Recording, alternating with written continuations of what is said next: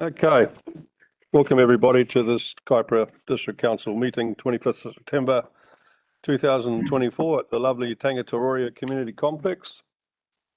We have two elected members online, Ash Naya up there and Mike Howard. Greetings. The first item today is a minute's silence for the late King Tuheitia, and we will have a minute's silence beginning now. Thank you and respect.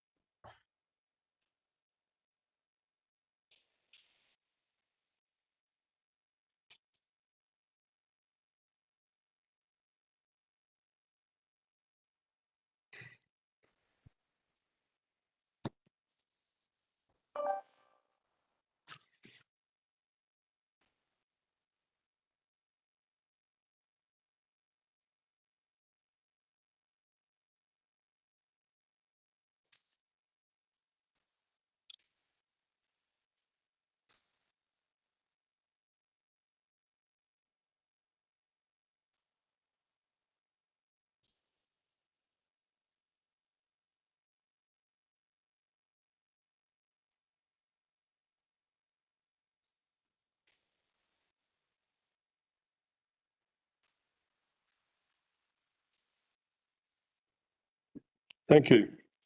Further, we'd like to extend our condolences for the King's passing and best wishes to Ngāwai i Te Po, the new married Queen. Thank you. Okay, do we have any apologies today? Apologies? Mr. Mayor, I will be an apology in about an hour for the rest of the meeting. You'll be leaving in about an hour. Okay, thank you. So, Mr. Mayor, can we have a mover and a seconder for early departure? Okay, a mover and a seconder for that. I'll move it. Seconder, please. Councillor Larson. All those in favour say aye. Aye. Motion carried. Thank you. Okay, the confirmation of the agenda. Councillor Erin Wilson-Collins.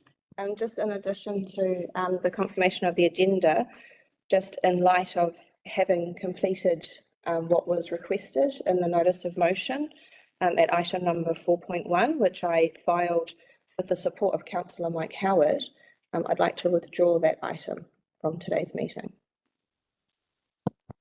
Thank you. How do I respond to that? So, through you, Mr. Mayor, so what we'll do, Councillor Wilson-Collins, is we'll put a secretarial note to that effect, understanding order 9.9, you're requesting the Chief Executive to withdraw the item. So, we'll secretarial note that. Confirm the agenda, Mr. Mayor, still need to. All move. All move on the seconder. Okay. Councillor Erin moved it. Councillor Paniora seconded. All those in favour say aye. Aye. Motion carried. Thank you. Any conflicts of interest today? To declare, there is no public forum.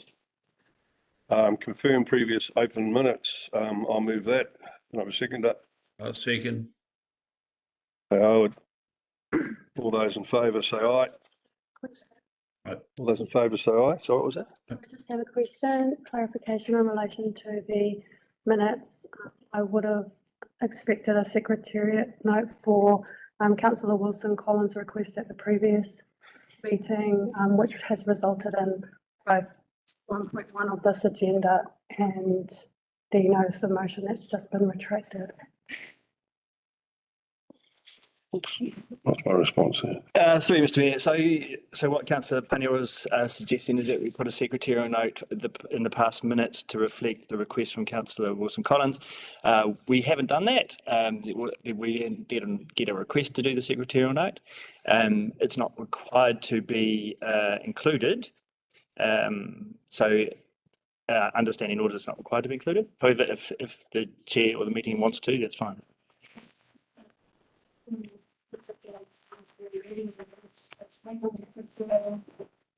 It's a procedure that I would have expected a secretariat note. I think CE Maris has explained it under the standing orders. So what's the decision? So the decision is that there is no necessity to do that. So it will not be done. No. Okay. Moving on to 5.1, I'd like to move that option 1. Oh, sorry, Mr. Mayor, apologies, just if you could just move the motion for the agreement for the minutes. And you've got a second, mover and a seconder, if you could just put the motion, that'd be good. Okay. Put the motion, all those in favour say aye. Aye. All those against, motion carried. Item 5.1, I want to move the option 1 on that. Can I have a seconder? I'll second that. Councillor Lambert, thank you. Okay, presenting that item is CE Maris and Haley Worthington. That is good.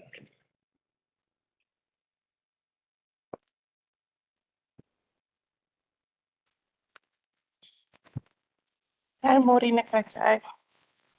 This paper today is discussing the existing mana enhancing agreement with Te Reo Te Rora and the Memorandum of Understanding with Te Reo Hau.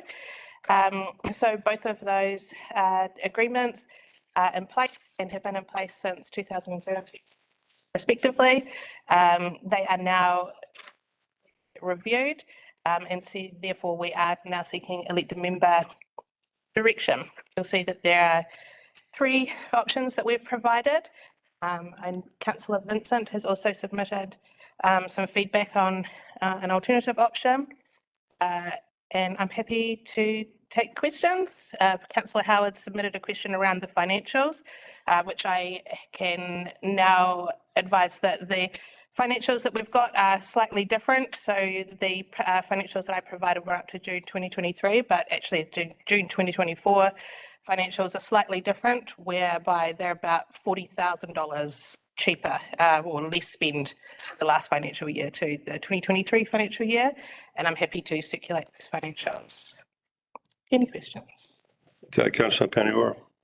Thank you. Through the chair, I have questions in relation to each of options A through D of the notice of motion. So the first question that I have is, so why would option 1 not just be to agree to work with Te Reo Hau on replacement relationship agreements and then full stop? So what we're doing is option 1 is aligned with the letter of intent that was sent by the Mayor to both of their iwi parties. So it notes that the meetings with those iwi parties have taken place. It also notes that the letter of intent proposed to cease the bulk funding agreements.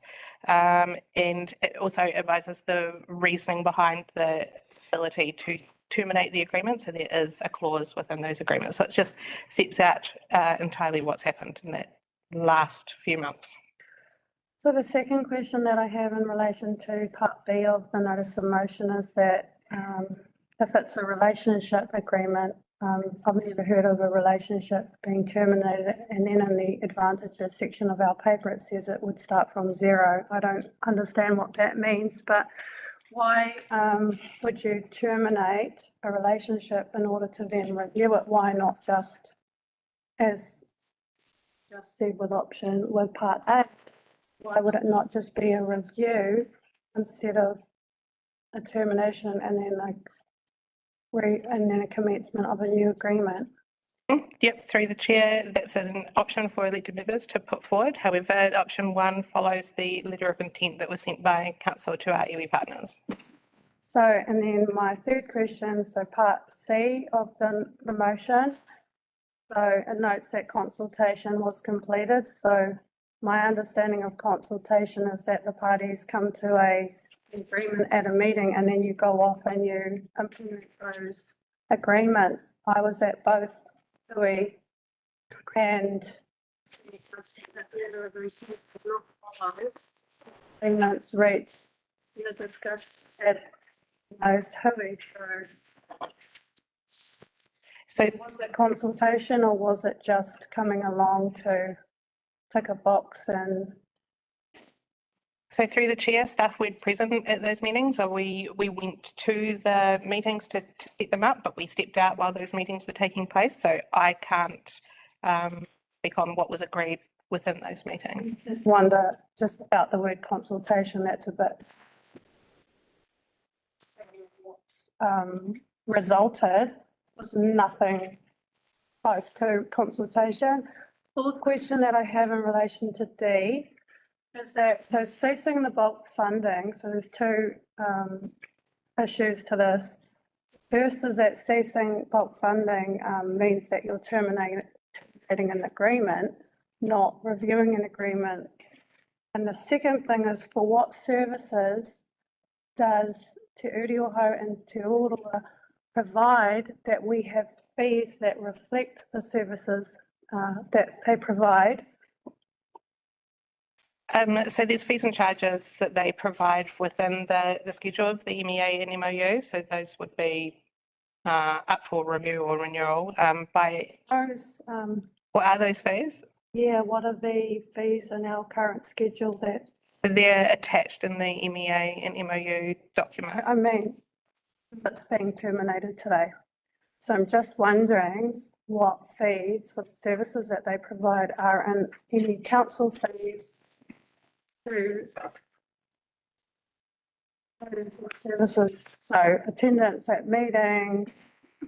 So so if we cease the bulk funding payment arrangements, they would invoice us based on their own fees and charges on an individual basis for each piece of work that they complete. That's how the individual invoicing process would work. Okay, Councillor Naya, you have your hand up. Yeah, thank you, Mr. Mayor. Sorry, no, sorry, I haven't finished my questions. You've had 4 questions. One more would suffice, I hope. So away you go.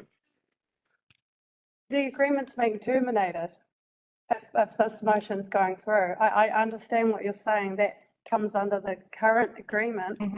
This framework is, Sorry, in the instance that we didn't have a agreement in place, then iwi would be able to present their own fees and charges and charge us. with what? What document with what, where would the legalities around those payments be? We don't have any fees that say that are currently in place. So through you, Mr. Mayor, what we'd have to do, if I can just jump in here, is after the decision today, we'd then have to work with our iwi and work through payment schedules and also the work that council would invoke from them for those payments.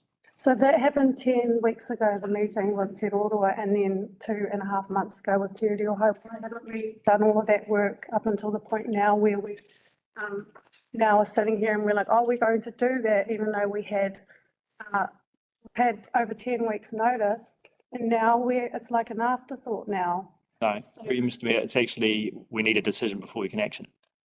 Yeah. And you're deciding that today. Thank you, Councillor Naya. Thank you.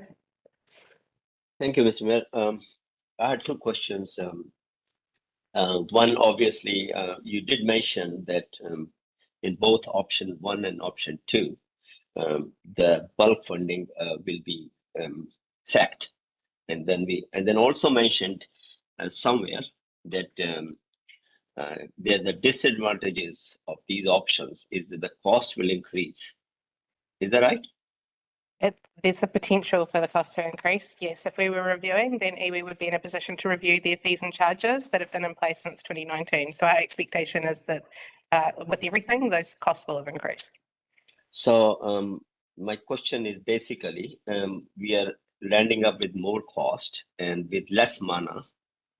So in terms of option 3 also, you haven't given any option to continue negotiations while the bulk funding continues. In all these options, you have said either get rid of the bulk funding, which is a other option is a costlier option. So I don't see the logic of not having the mana enhancing or the bulk funding in place till this is decided. I don't see the logic. That's what I'm trying to figure out. Yeah. Are you there? Yeah. Is that a question or I a don't- statement? I Yeah. think it might be a statement. But Might be a statement more than a question. Councillor No. Howard. It is a question. So option 3 also doesn't give that option of continuing the bulk funding as we negotiate, right?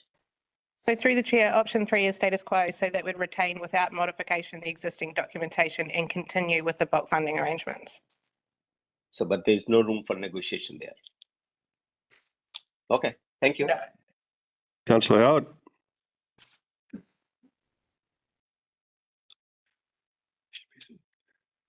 Councillor Howard, you're on mute. Sorry. Can't hear you, Mike. Are you still on mute? Yeah, he's coming. Sorry about that. Yeah, now we can hear you. Oh, technology. I would observe that at the meet, I do have a question, but at both the meetings that the mayor did, in fact, make it quite clear that without the authority of the council, no decisions could be made, and so these discussions were to follow.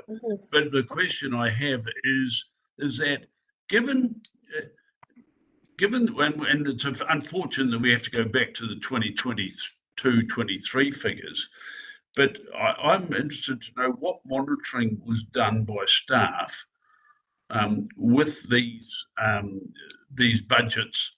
I mean, given the significant cost blowouts on both cases, one in excess of 120% and the other one about 90 plus 90. What monitoring do we have on this? And I mean, the same could apply for all budgets, and I readily accept that. So I'll leave that question there at the moment. So to be clear, the MOU and MEA funding covers specific activities, and then on top of that, Kaipara District Council has things like the Pootatau Wharf monitoring, the climate change Rowhai adaptive pathways projects. There's a lot of other work that goes in behind council requirements to consult or engage with Māori or seek information from Māori. So you know, while the MEA and MOU might cover CIAs or blessings, so cultural impact assessments or blessings, it doesn't cover everything that council needs to work with Māori on. And if I can just leap in here, Mr. Mayor, as well. Councillor Howard, I don't think it's very accurate at all to call it a cost blowout either. You know, we pay our iwi for the work as Hayley has outlined, and what's in the MEA and the MOU. Okay, thank you. Thank you. Thank you. No further questions. Thank you, Hayley. I'd like to move an amendment. I've still got questions. Councillor Paniwa would like to move an amendment. What do I do with my questions? Next. Well, no, because once you move it. We'll have to wait, I think. Okay. Thank you. Okay. Okay, what is your amendment? Option 3.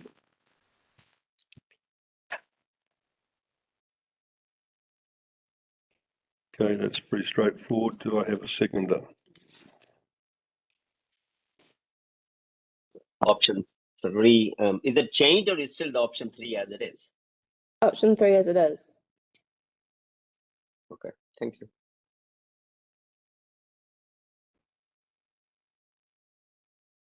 Do I have a seconder? Mr. Mayor. I do not. I do not. It lapses, Mr. Mayor, so you go back to question. So it goes back to questions. Councillor Erin Wilson-Collins. Thank you. The comment that you made in your presentation about the most recent budget figures were $40,000 less than the previous. Why would that be? So the previous year,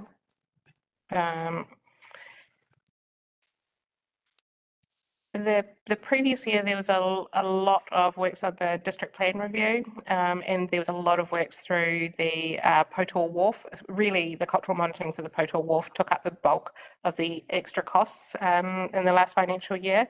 Sorry, in financial year 2023, whereas in 2024 that wasn't the case. There was a lot less cultural monitoring that took place.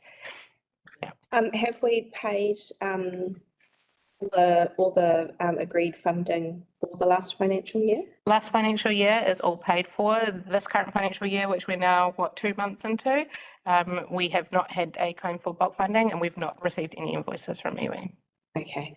And my other question is in regards to the structure of cancelling the agreement and hearing from the CE this morning that staff will need to complete work to work through how the fees and charges will then happen, as opposed to leaving the agreements in place while a review is happening. It mean that there's an extra cost to council staff having to work through those intermediary changes? So obviously staff would really, I don't know what the cost to staff would be, but there would be a significant extra amount of time and unplanned time that would go into that. And at the moment, we're still in a place from where staff have a lot of workload through all the different streams of work that we're actually trying to achieve. Absolutely. We've just kicked off our long-term plan, so busy.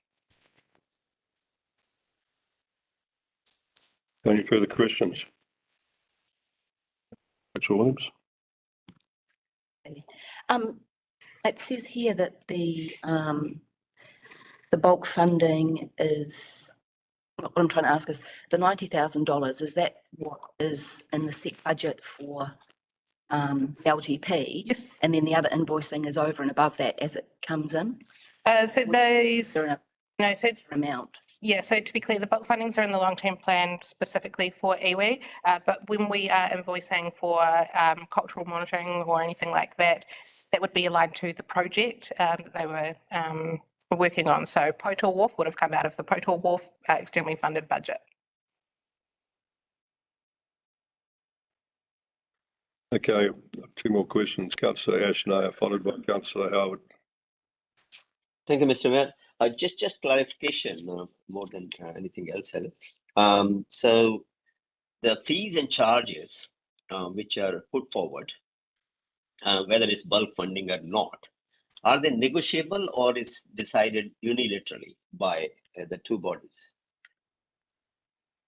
So they should be collaborative documents, but obviously we would each put forward our own case. That would be if you chose option 2, I guess, that we would review and negotiate those, and option 1 if they would provide their fees and charges to us.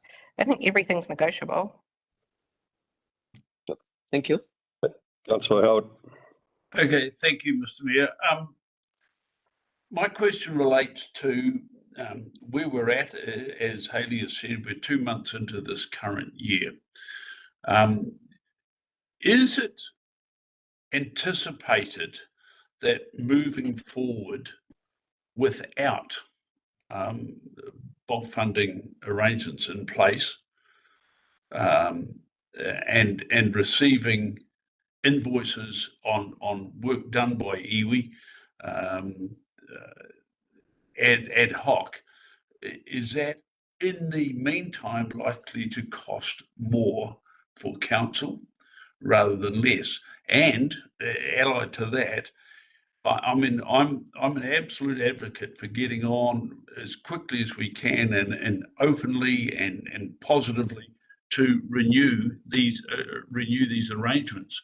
So if a new arrangement was to be in place, let's say by March next year, would it be that at that time bulk funding could cease and be replaced by the new agreement? So to the second part, potentially, yes, that would be for you to decide. For the first part, the fees and charges, look, we can estimate that it could cost more because the fees and charges would also be reviewed.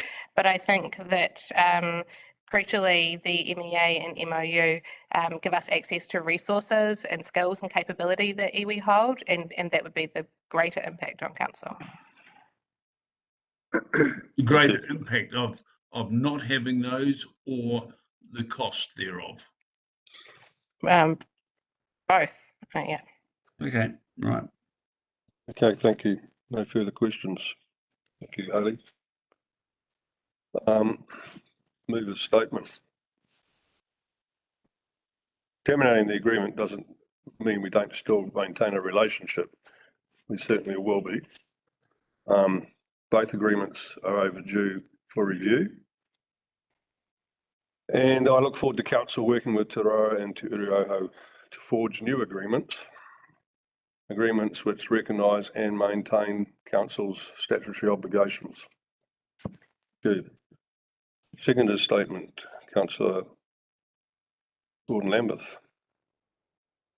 No, I've got nothing further to add. I think it's all been said. It's it could end up being a larger payout for works done.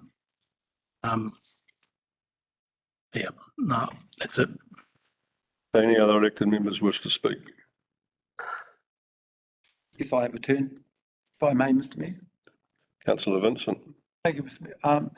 I'll make some comments as preliminary to actually formally putting my amendment, which I propose, which I've pre-circulated. So the wording you will have, but I'll read it out. Can I? For you, Mr. Mayor, Councillor Vincent, if you're going to move an amendment, you need to move it, then speak to it. Okay, jolly good. Okay, so my proposed amendment is that the Kaipara District Council agrees to work with Te Roroa and Te Urihoho on a replacement relationship agreements, including any future provision for bulk funding, but in the meantime, retains the mana enhancing agreement with Te Roroa and the memorandum of understanding with Te Urihoho in place without modification and continues bulk funding until new agreements are in place.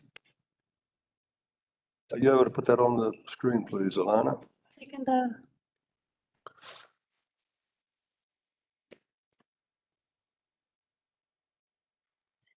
Moved by Vincent, seconded by Pennyora. Actually, I'm intending a name change. So I'll be in future known as Councillor Justin O'Honky. Good luck.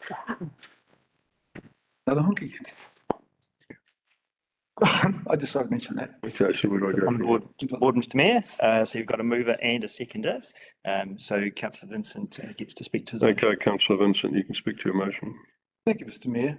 Well, firstly, I'd like to comment that I think it's quite ironic that we're talking about mana enhancing agreement when probably some words that could be borrowed from Taika Waititi to describe the nature of what's happening to the mana of Te Roroa and by extension the mana of this council in the way in which we have treated the community through various actions in the preceding two.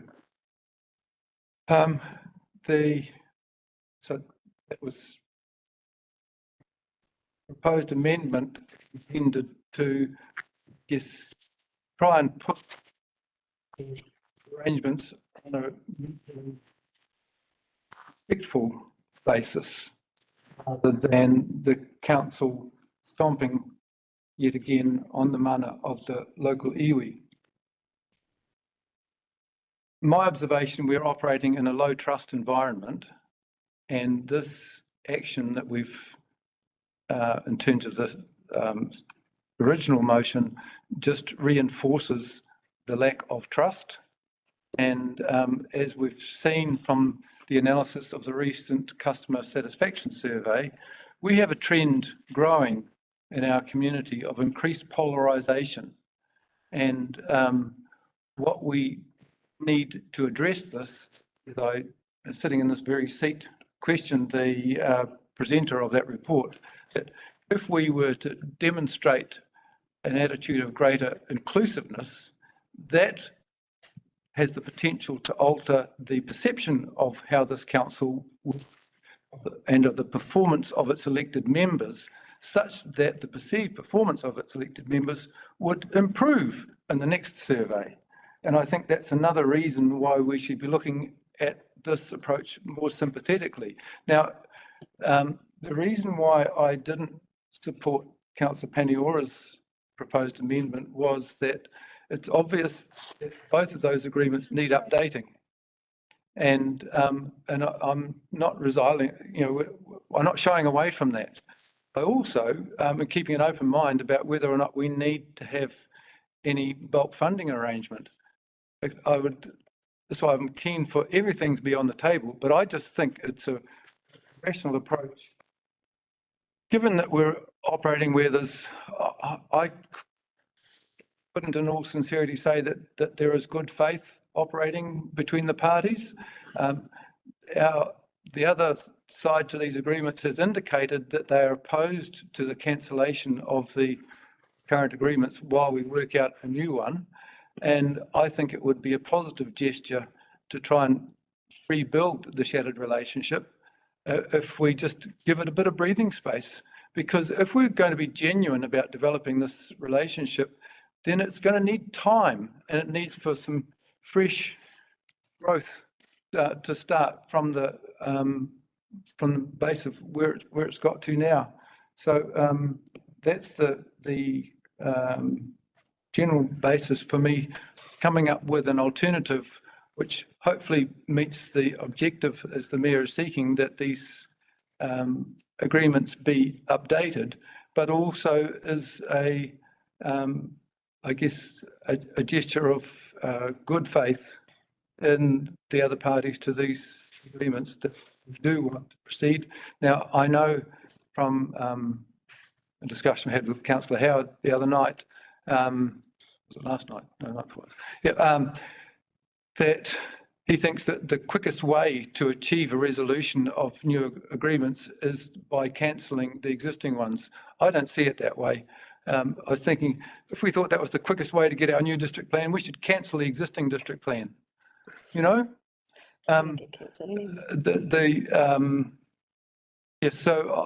I do think that it is a much more satisfactory approach to achieve the same objective being sought by the Mayor, but just provide a more respectful basis upon which to start again.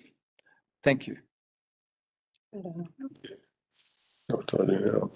Mr. Mayor, you've heard from the mover. You could ask the members if they have any questions of the mover. Any questions of the mover? Councillor Nair may have one. Councillor Nair? Questions? No questions, sorry. It was just for the statement, yeah. Okay. Move to speaking, so you need to hear from the seconder. So the seconder, Councillor Paniora. Thank you, through the chair. Where do I start? So we probably need to start right at the beginning when the agreements were put in place by our predecessors. So we only here for a 3-year term, we only have a 3-year mandate. There's a relationship that's enduring and will endure well beyond our terms that we need to ensure that we are the caretakers, the guardians, the kaitiaki of. I can talk about all the things that our iwi have done for this district. I can go back to the history, the good place, our ancestors, our tupuna that worked together with one another to build the district that we live in today. But I won't do that. I'll move to the two hui that we have in with Te Uriuho and Te Roroa. There were definitely some agreements that were reached. Both parties had differing views on how which way it would go, but I thought that the meeting of the minds that we at least got to was an agreement around reviewing both the MEA and the MOU. The MOU is well and truly out of date. I think it's over a decade in age.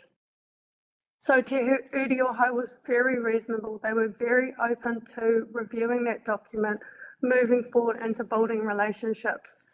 Te Roroa the same. They were very open to a review. The Mayor spoke about a review as well, and that was what he wanted. I'm looking at the legal definition or the definition of what a review is. A review is a formal assessment of something with the intention of instituting change in the theory. Assessing something formally with the intention of instituting change if necessary. I don't think that the motion, the substantive motion on the table today jives with that, either one of those agreements. You look at a termination, the end in time or existence, the conclusion, the termination of life, an infliction ending, an act of terminating. You look at the letter of intention that was spoken about by our speaker today. That letter clearly set out actions that would cause a unilateral termination both agreements. Why do I say that? Because 2 months ago, Kaipara District Council stopped the bulk funding payments. If that's not a termination of an agreement, then I don't know what is. I don't know any other contract that you would set up with another party where you would enter into the terms of it, you would sign it, there would be clauses within that agreement that said clearly, here's how you terminate this agreement, here's how we review this agreement. The two follow totally different paths. One path, a termination, that's the end, you walk away, never to be heard of again. There's no quid pro quo, there's no services in exchange for payment. The other is a review, which means that the agreement subsists until you both come to a decision on what you want going forward with that relationship. Now, I don't understand why we're doing this to ourselves and why there's nothing to be lost in following this notice of motion. Sorry, this amendment to the substantive motion. Whilst we as a council come to a new agreement with willing participants, we don't have two iwi here that are saying, no, we want, we want a status quo. Neither one of them said that. I moved that amendment to option 3 just to see where that would land and where everyone was at with that. 5 minutes. 5 minutes, cool. And I just wanted to say that the two options are the same option, just dressed up as in two different ways. Thank you. Who else would like to speak? Councillor Naya. Thank you, Mr. Mayor. Yeah, I would like to speak too. I was at the meeting with Mr. Howard and the mayor. It was a good meeting, and I don't think we mentioned anything like to create any furor later on. What I notice here is the council is somehow creating precedents for distrust, precedent for cost escalations based on ideology, lack of faith in organizations which are major contributors to the economic growth, not only of Kaipara, but of the whole country, like Tane Mahuta. I guess it's getting closed. I mean, if you don't have distrust with those organizations, or you don't have trust with them, actually, you can fail to realize the potential they offer for even like water, local water done well. They can come out with catchment areas and dams much, much better to solve the problem for the next generations. But if we don't have that faith with the EV, or we are creating distrust, I don't think we'll go much any further. So I think I actually wanted to do this amendment as well, but I'm glad Councillor Vincent has done it. We have to work together, we have to harvest the nature, and we have to get the tourism potential which the Kaipara offers based on EV holdings, as I mentioned before. So I will be supporting this amendment. Thank you. Councillor Howard.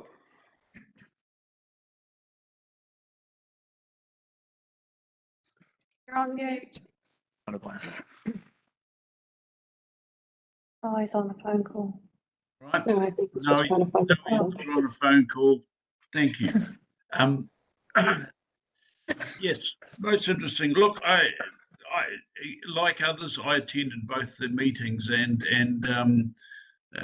I found them invigorating. And I have said already, and I'll repeat, that I am emphatically and enthusiastically disposed to getting on and sitting around the table and refreshing, I think is a nicer word than reviewing, these agreements. I prefer, sorry? It's okay on my. I prefer to work in best spirits, an open best spirits, rather than being guided specifically and if not solely by statutory requirements. I think that they nullify the best of spirit that you could actually bring and the best of ideas. I spoke to both the chair of both iwi separately to these meetings about areas that we could really positively work on. So there is that enthusiasm. I also think that you have to question the sense of counselling something that is in place that is going to be reviewed. If it's going to cost ultimately in the short or in the time before the new agreements, if it's going to cost more. So whilst Councillor Vincent is happy to share with you all matters of a personal conversation that he and I had, I am bold enough to keep reviewing my position and looking at the best outcome across the board. And I think that we're going to muck it up if we don't get in and have an immediate sense of wanting to get together around the table and get a conversation with the iwi going, if it's possible, and we need to make it possible within the next 2 to 3 weeks and get the ball rolling rather than wait for anything. Thank you. Thank you. Any other people who wish to make a statement? Councillor Erin Wilson-Collins. Thank you. Yeah, I appreciate this amendment being put forward. It is my preferred option. I am of the understanding that yes, both parties are agreeable to reviewing the agreements, but the intention was not set at those consultation meetings that the agreements would be terminated. My understanding of how agreements work, you're either reviewing it or you're terminating it. If you're reviewing an agreement, your existing agreement stays in place. You make your review, you make your changes, and then your new agreement comes into force at a specified date. If you are terminating an agreement, you may be renegotiating a new agreement, but you're not reviewing your previous one. Your previous one doesn't exist anymore. Or you're terminating, and as has been alluded by Councillor Paniora, you're walking away from the relationship. I think the substantive motion that was put on the table is disingenuous. I think that it is being used as an opportunity to terminate the agreements and not review them. I think that the amendment that has been proposed actually outlines the invigorating meetings that we had with our iwi and the intentions that were conversed at the table at those meetings. not the letter of intent that was sent after the fact.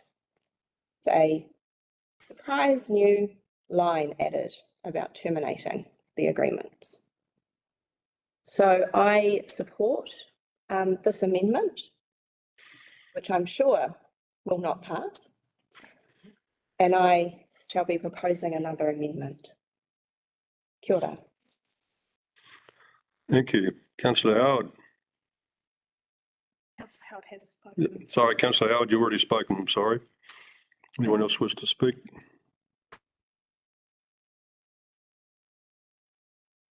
Oh, I can speak to that. Yeah, okay. I don't believe it creates a level of distrust at all to terminate an existing agreement that has been in existence for some time and does need review and rewriting. And I think take Councillor Howard's statement that it needs to be done with urgency, and parties need to do that with a genuine degree of trust and cooperation to find an agreement that parties are satisfied with. Okay, that's it. Put to the vote. All right. Sorry. Vision. Okay, by division, please. Thank you, Alana.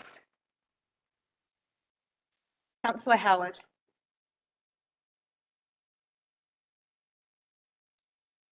Councillor Howard, So, how do you vote? for, against.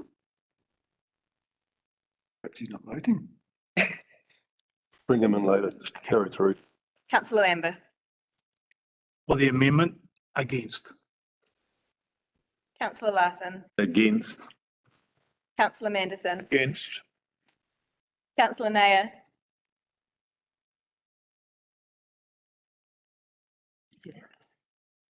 For. No. Oh, for.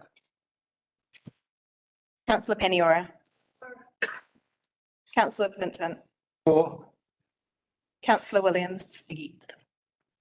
Councillor Wilson Collins. For. Councillor Howard. Or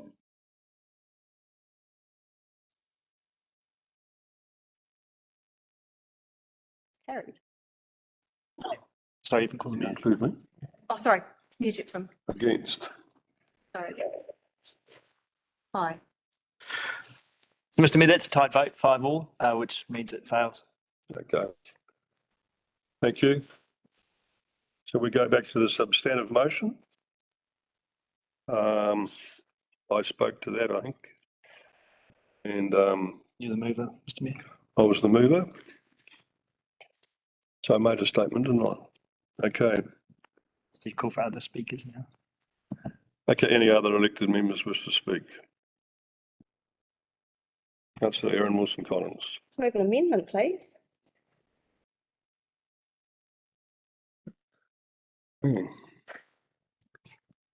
What is your amendment? My amendment is option 2. So that is that we agree to work with Te Roroa and Te Urioho to review the current mana enhancing agreement and memorandum of understanding, and ceases the bulk funding provided in the agreements effective from 30th of June, and works with Te Roroa and Te Urioho to provide payment for the ad hoc services.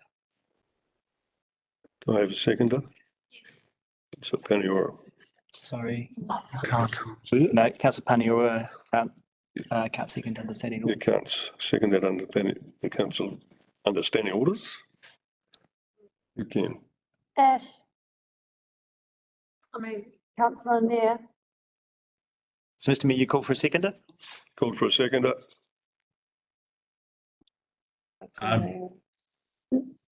I'll second. Oh, Yes. Seconder. Councillor Howard.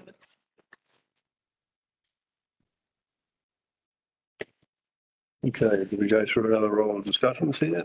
Correct. Okay, you can speak to that, Erin Wilson-Collins. Thank you. I don't want to take up too much more time because we have basically, I think, said.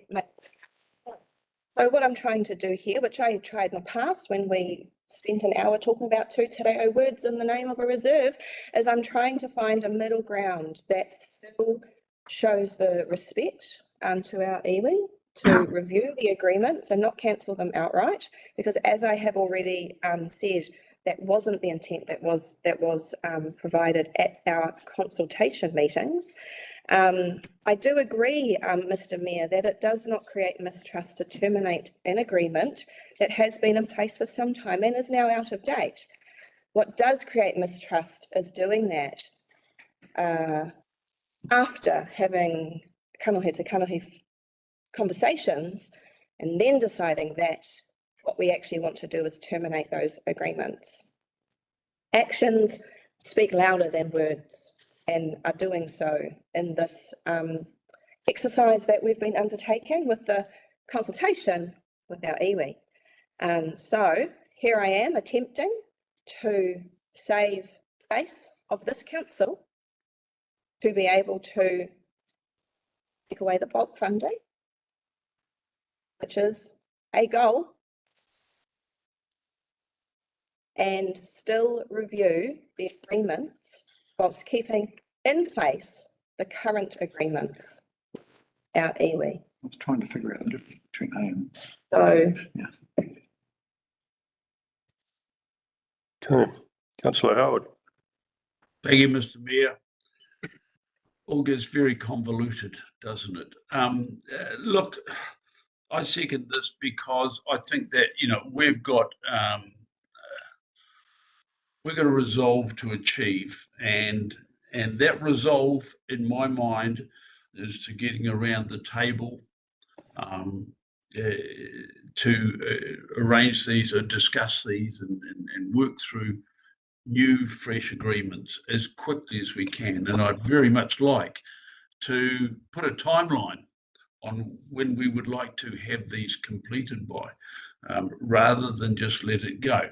If there is a concern about these being dragged out, well, it's in our hands and with open spirit, both the iwi, to get around the table as quickly as they can, if we can, to make these new agreements start to happen and put them in place quickly as we can, so we can move on. This all costs money. It is unfortunate. You know, I mean, I do note that, you know, this is ceasing the bulk funding, which is, you know, what has been advised to both iwi. So that's there. And again, against my earlier points, that may well still cost us more in the short term.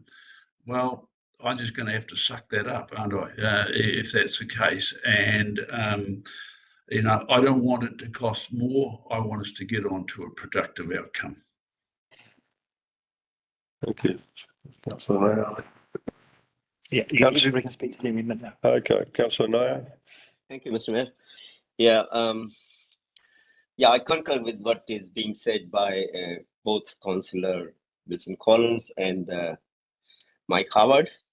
I guess the core issue in all those three options was that you're going to seize the bulk funding while cancelling the agreement. And what it was is that the nature of distrust being caused by this action is unpalatable. I guess the council has to work together, as Councillor Howard rightly said. We have to have that kind of working together, not ideological, just because we have to be practical. We have to see how much cost gonna go up, even in the short term, which means we should sort this damn thing out. Shouldn't say damn, but I mean this agreement as fast as possible, so that we don't end up with costs on a willful basis by these two organizations. But in saying that, this is a fault on the part of the council that they have not reviewed this agreement for such a long time. It's a shame, and that's an opportunity for us. I would also add up the ideological things which our council is propagating is costing us too much in legal cost, too much in you know, whatever bad feeling, bad mana, and rightly said, this is an opportunity for us to amend those, make some amends and go forward. So I'm happy to support it. Thank you. Else wishing to speak? Councillor Paniora. Thank you. Just one other point that I forgot to make in my previous statement was that we actually have the significance and engagement policy, which was the key document used in the judicial review proceedings as well. Page 18 of that sets out a process to determine how to engage. And if you follow that process, it says, does the matter have a high degree of significance? And then you say, well, yes or no. If you say, well, yes, it does have a high degree of significance, the next question is there a statutory requirement to consult? And both options, in fact, both yes or no, both say that council will consult at a minimum in accordance with the requirements of Section 82 of the Local Government Act, and the way that council has chosen, and this is through a consultation process with the community, have both said that council will engage with mana whenua in accordance with the agreements between council and Te Wherowhero and council and Te Iwi o Te Roroa. So if we are to terminate those agreements today, then we are in breach of the significance and engagement policy until such time as we update that and we update some documents that can be replaced for that. Thank you.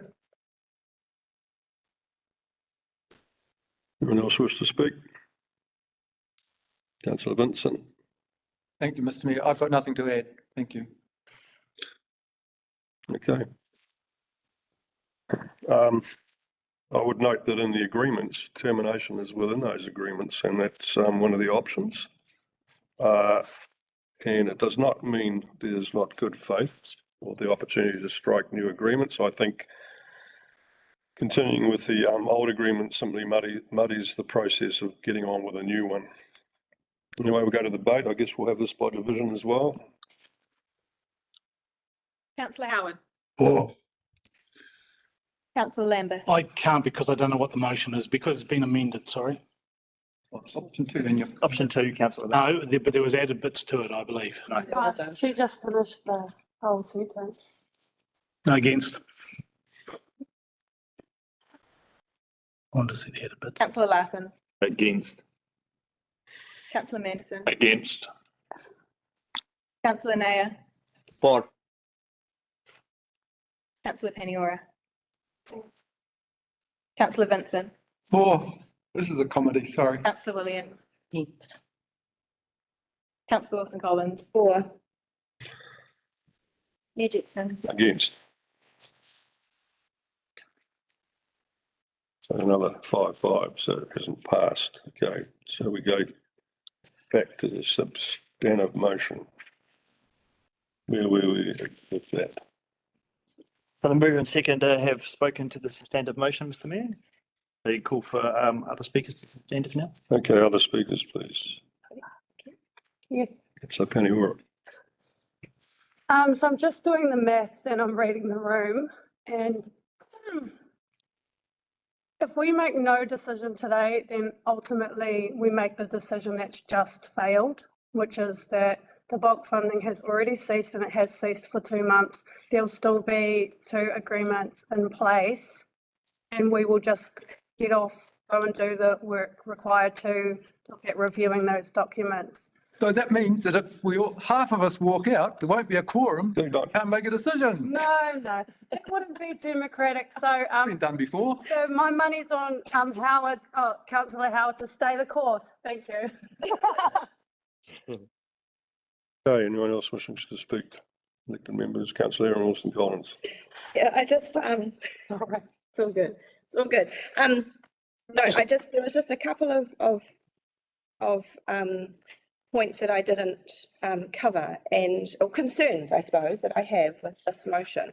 And it relates to the report that the staff have carefully prepared for us. And just the fact that the disadvantages are many, very weighted. It's not often that we are trying to put through an option that has the disadvantages highly weighted compared to the advantages, but also our policy and planning implications in our report are extensive. and haven't been gone over this morning. We have financial implications, of course, we did go over.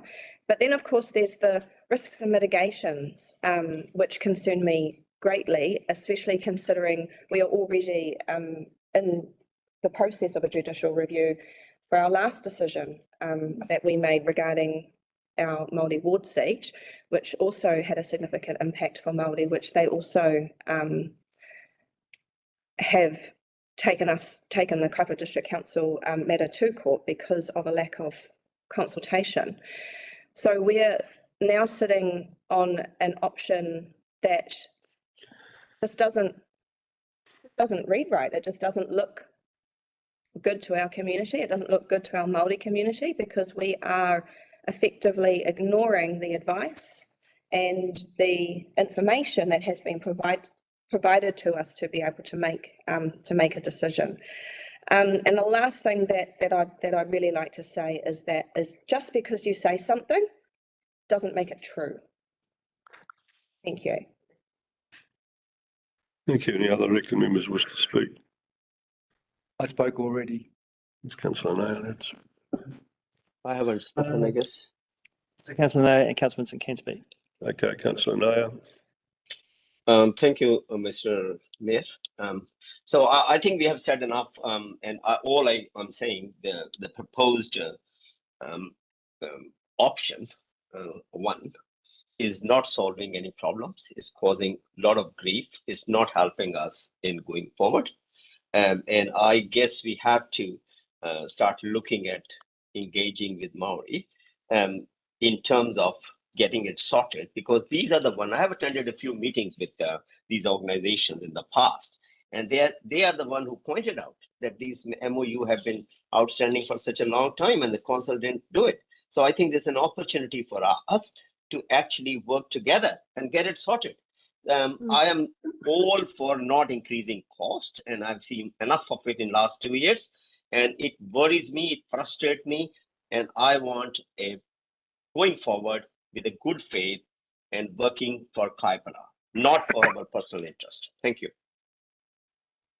Any other members wish to speak? Okay, movers right to reply. Look, I actually disagree with the fact that we have to continue with an old agreement which seriously needs renewing. I think it muddies the waters. I think getting on with it and having a mutually satisfying agreement for both councils and both iwi. I did talk to, in my discussions with Snow, he thought it was good to make those agreements align up better with both iwi. That was his opinion. I think that we have a great opportunity here to clarify a whole bunch of issues that I see in those existing agreements, and we need to get on with it and do that in good faith. So I'll be voting for this, of course, and if it passes, I look forward to working together to form and complete and ratify new agreements that will be supported by all parties. Thank you. So we'll go to the vote. Councillor Howard. Abstain. Oh. Councillor Lambert. Councillor Larson. For. Councillor Manderson. For. Councillor Nair. Against. Councillor Peniora. Councillor Vincent. I have to vote against. Councillor Williams. For. Councillor Wilson Collins. Against. Mayor Jepson. For. Actually have to vote. So it's passed. All right, I'm going to talk, call for a cup of tea. Okay, 10 minutes. 10 minutes. Okay, so that will at 11:15.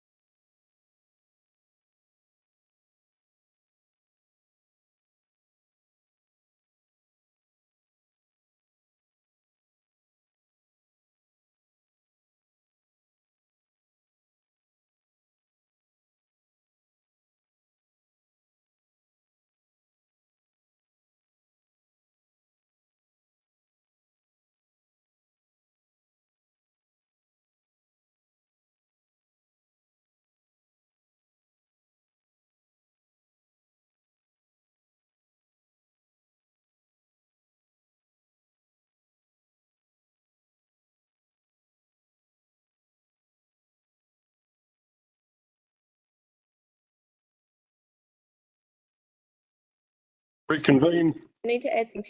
this council meeting, Wednesday, 25th September at Tangata.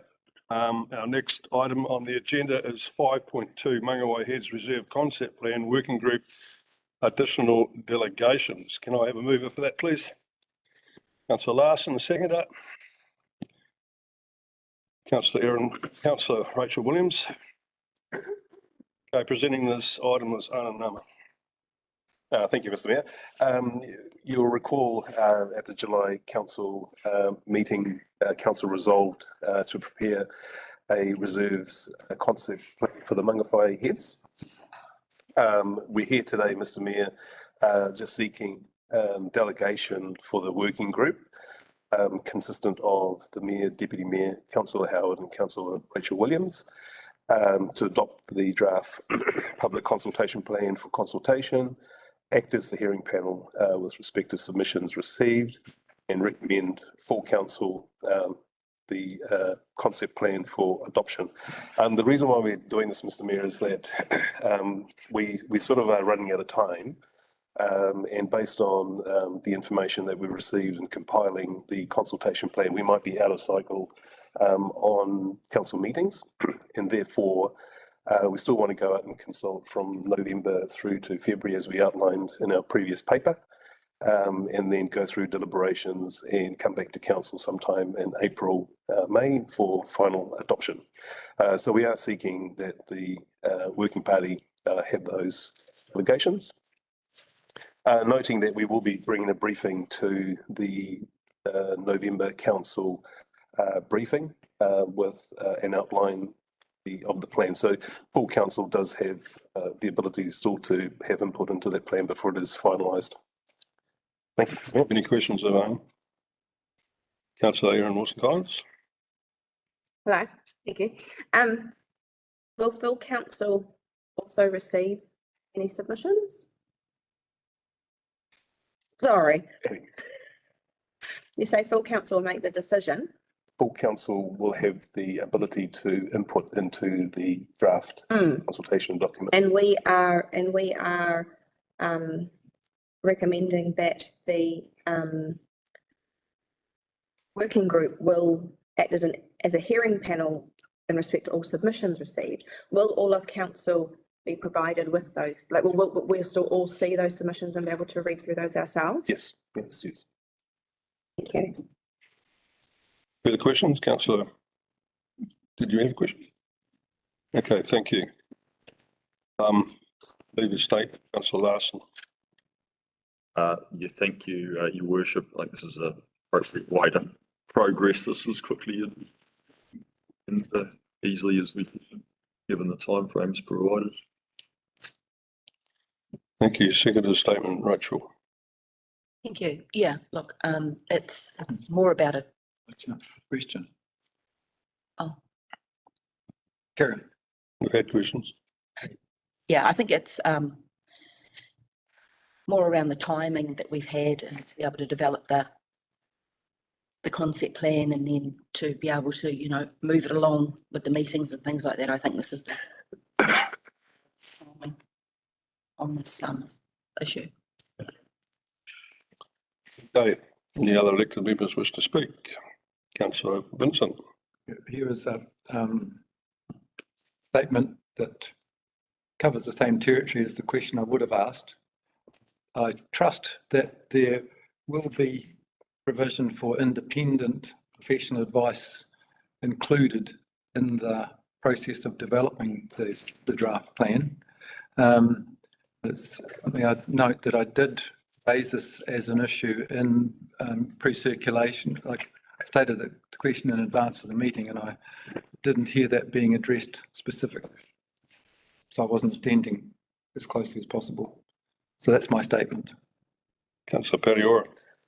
I didn't bother asking questions because it's quite clear what direction this motion is going to go. And the first issue that I have is multi-ward councillors also part of Mangawhai. So I see all the other councillors there except for myself. And secondly, it is a very significant place to, in particular, Te Reo.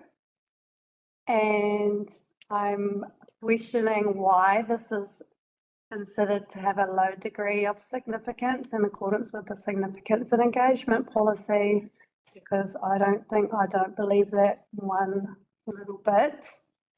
We're also now in breach of the significant and engagement policy because of the termination of the Memorandum of Understanding that guides the consultation. I also don't agree with the fact that engagement with Te Reo will be part of the public consultation process, given the obligations under Section 81 and Section 82 of the Local Government Act.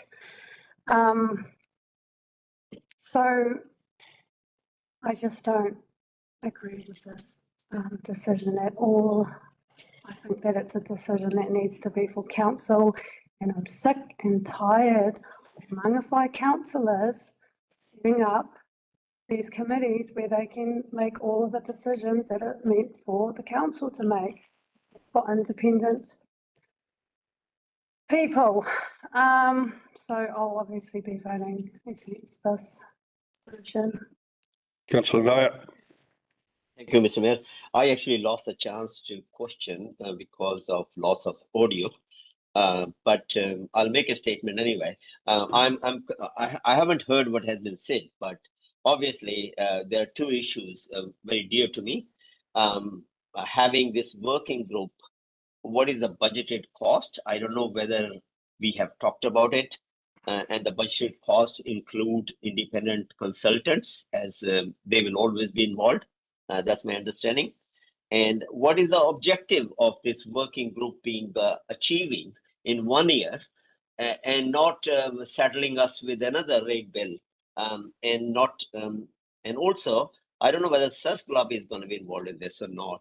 So there are quite a few things which I think a full council makes more sense rather than picking the councillors at ease or at will, and that has been a very hidden kind of process and not upfront.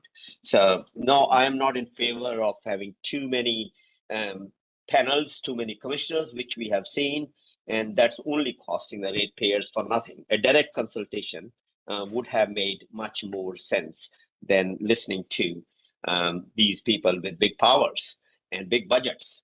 So I don't think we're doing any favors to the ratepayers. We should have the consultation and then decide as a full council meeting. Thank you. Okay, any other elected members wish to speak? Okay. Movers right to reply, Deputy Larson. Nothing further to add, thank you. Okay, all those in favour raise their right hand and say aye. Aye. Against? Against. Against? You want to do that by division? Make sure.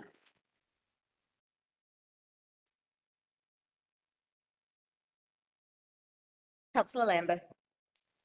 For. Councillor Larson. For. Councillor Manderson. For. Councillor Nair. Against? Councillor Paniora.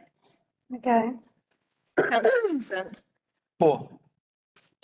Councillor Williams. For. Councillor Wilson-Collins. Against. Mayor Jepson. For. That is carried. Motion carried. Okay, we'll move on to the next item on the agenda, which is 5.3 KDC Annual Animal Management Report. Welcome, Sean Holland. Hi. Thank you, Sean. Kia ora, councillors. Okay. Through you, sorry, Sean, just did you get 2 seconds? Just Oh, can I get a move? I'll move that. Can I have a second? I can second. Councillor Vincent. Thank you. Way you go, Sean. Cool. So the KDC Annual Animal Management Report. Kaipara District Council as a territorial authority is required to manage and enforce provisions pursuant of the Dog Control Act 1996. Section 10A of this act requires council to report annually on its dog control policies and practices. This report fulfills the statutory requirement, provides an update to all stakeholders on the progress and performance of Kaipara District Council's animal management team. Dog registration year 1st of July 2023 to 30th of June 2024. Have you guys all read the attachment? Yeah. Okay, so I'll just raise some of the important stats in regards to the report. It's been a tough year, there's no doubt about it. I started on July the 15th, so obviously here, and I mean, I have a good understanding of the stats and I can talk through them and I can give you my insights in regards to what's happening, but dog-related complaints have doubled in the last 2 years, from about 1,000 in 2021, 2022 to over 2,000 last year. A large part of this increase is wandering dogs, which have tripled in the last 2 years from 200 in 2021 to 700 last year. Wanderings can obviously lead to increased dog aggression events, and that's seen in the attacks, which is still historically quite high, around 60 in the late 60s every year. I think it's important to note that when the decision was made to bring animal management in-house, that there was 1,200 dog complaints, of which 390 were wandering. So the stats have been heading in the wrong direction. Registration, look, we've had a high number of registered dogs from our non-dog population. However, our non-dog population has dropped in the last 4 years by 5%, which is a 17,000 year-on-year revenue for Kaipara District Council, and obviously pays for the services of animal control. And I know last year I listened to the YouTube with Dean, obviously speaking for animal control. And we talked about unknown dogs or unregistered dogs involved in attacks. I don't have that stats for last year because I wasn't here. However, for this year, we've had 15 dog attacks and only 3 have been registered. More importantly, around 60% of those dogs are unknown to us. I think the biggest problem Kaipara District Council has is our non-dog population doesn't reflect what's truly there in the district. I think we're sitting at around about 7,000 dogs. We only have 5,000 dogs registered. The kennels, so obviously we've had the most dogs impounded last year that we've had for a long period of time, 90 dogs.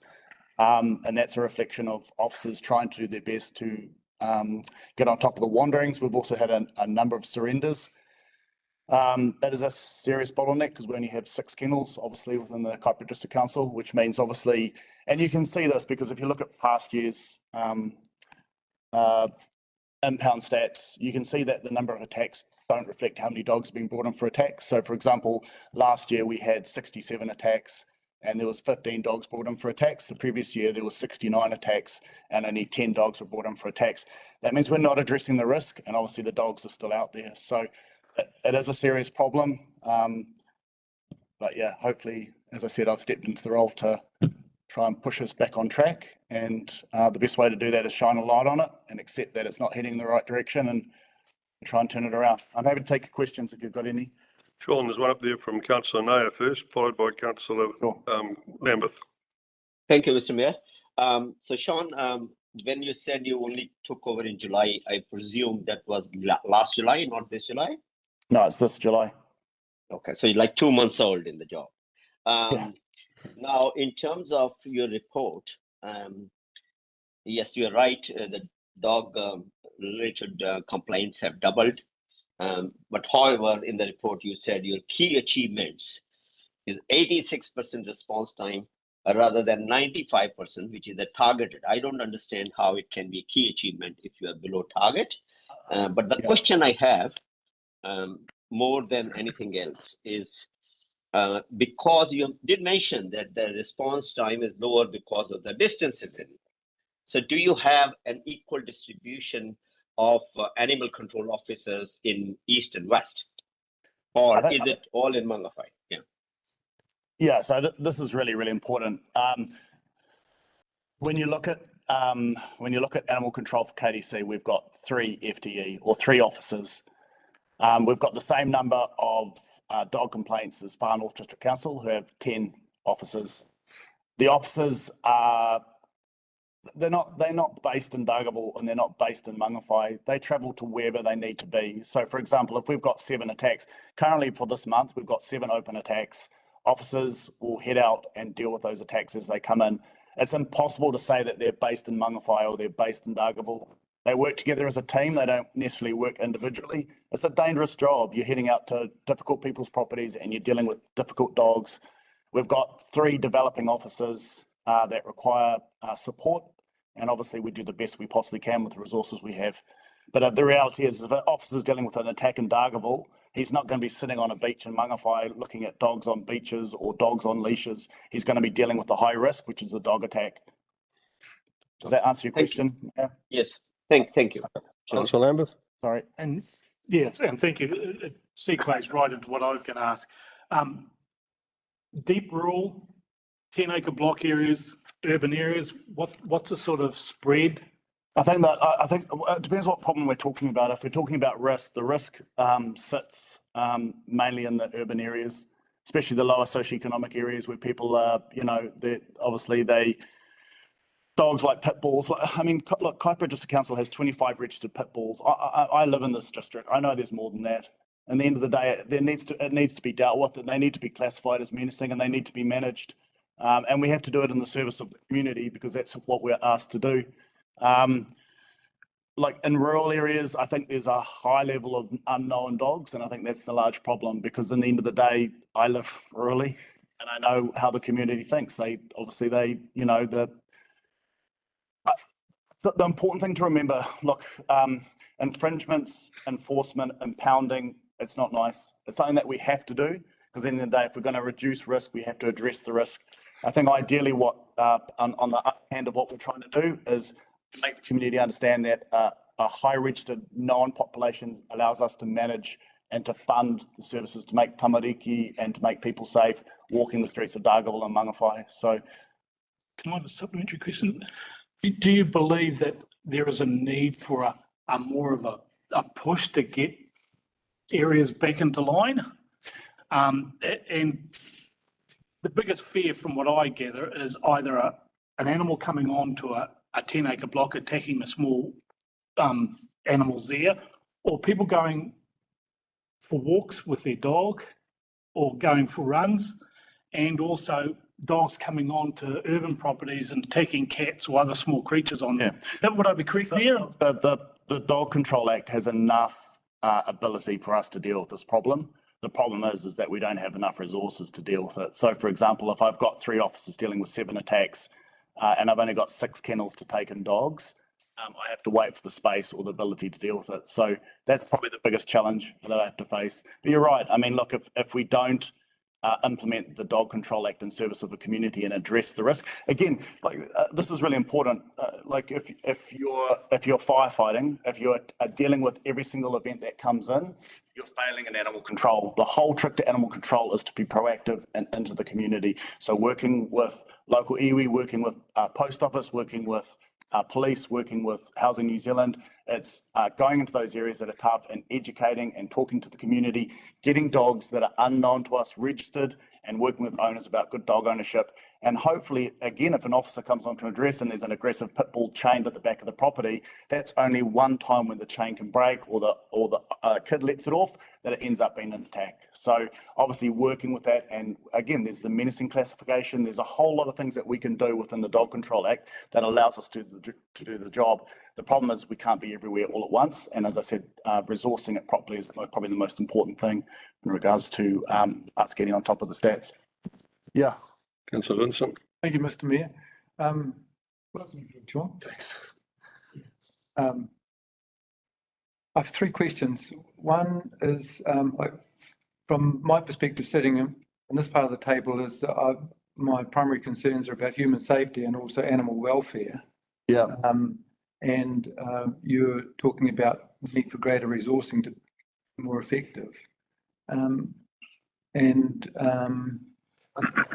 Covered that territory, but so my first question is, how do you explain the drop in known dogs? As we know, the human population is increasing, and one might expect the dog population to also increase. Yeah, look, say the number of known dogs has decreased. So how do you explain that? So I can only talk from my experience. Like Wherowhero District Council is where I was the manager for animal control prior to coming to this. I worked for Tuheitia in between that, but I think the main thing is when I stepped into Wherowhero Animal Management, we had the same issue. I think officers were firefighting and they were dealing with jobs as they came in.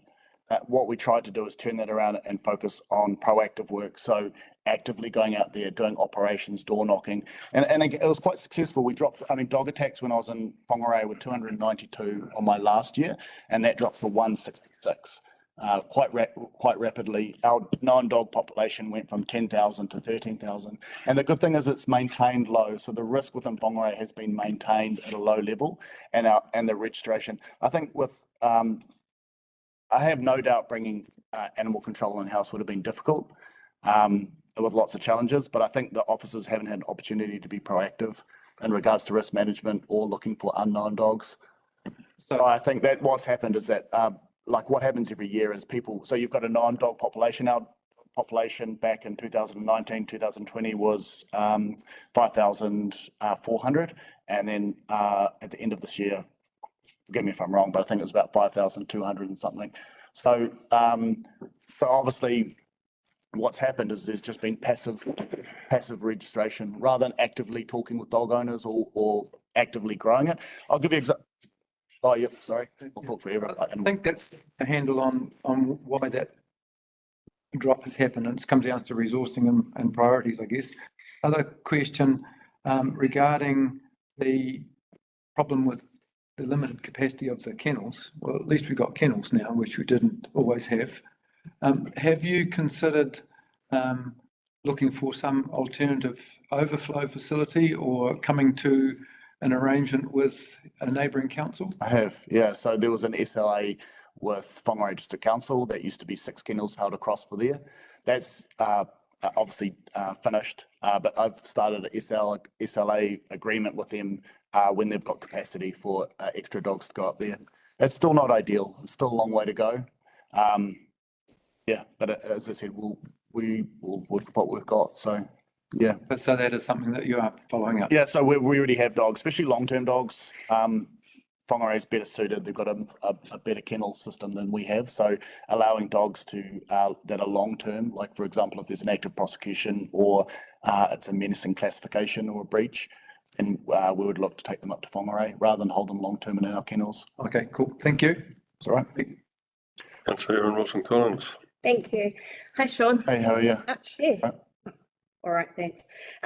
You talked about 7 open attacks at the moment. Can you just give us an idea of what those attacks mean? And the reason I'm asking that question is because we, as elected members, are usually aware of serious attacks. Yes. So what's the scope that we mean when we say attack? Is that simply getting charged at by a dog? No. Is it skin? No, so Section 57 of the Dog Control Act states an attack is when a dog bites a person and there's injury. So there's injury. So there's 7 active attacks. Yeah, so it could be that, I mean, there's, I think I've got the stats in the quarterly report. I can't quite remember it off the top of my head, but I think we've had about 3 dogs versus children.